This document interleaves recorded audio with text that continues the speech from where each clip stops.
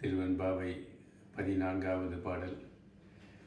இப்பாடலில் பெண்கள் நீராடிக்கொண்டே இறைவனை துதித்து பாடுவது போன்ற ஒரு அருமையான பாடல்.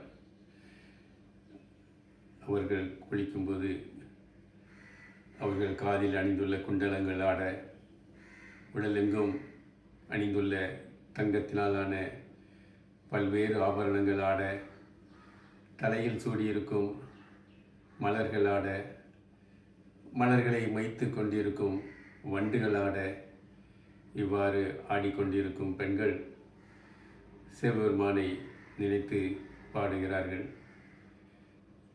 தலையில் கொன்றை அணிந்தவனே, கங்கையை அணிந்தவனே,